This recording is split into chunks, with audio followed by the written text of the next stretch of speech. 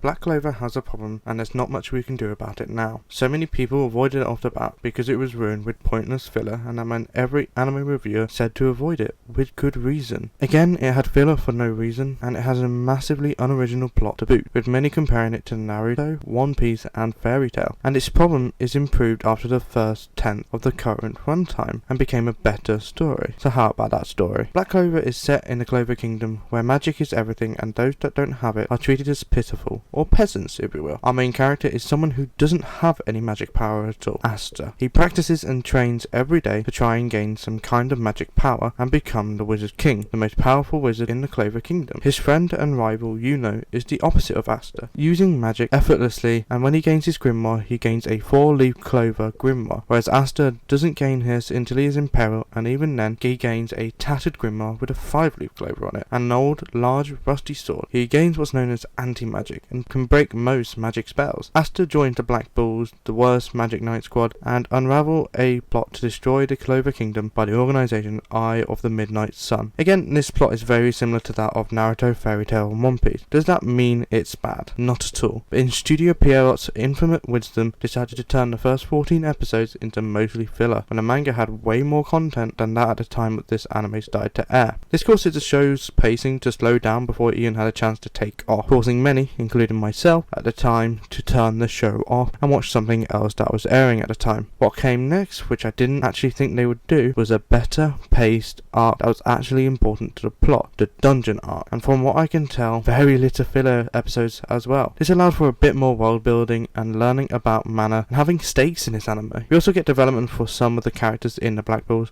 and from this point on, that doesn't stop. It still has friendship elements to it, even down to Asta's second sword, which is powered by friendship. The characters in the show are enjoyable to watch, and they are all somewhat compelling, including the obvious throwaway characters. Even this dude is compelling.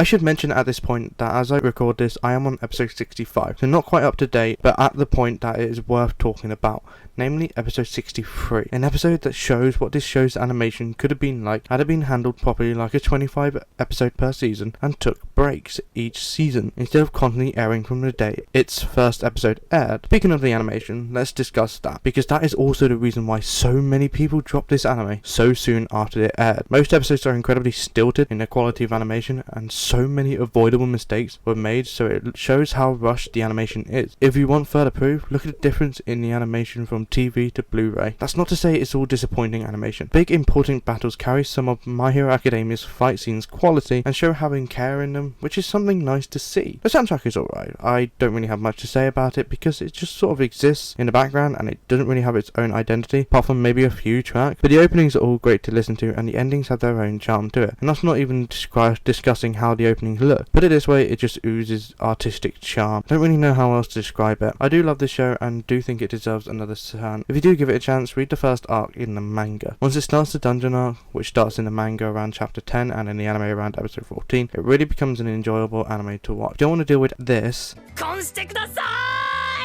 then go ahead and watch the dub. It's good in its own right and makes the first few episodes bearable. After a point, it just sort of stops being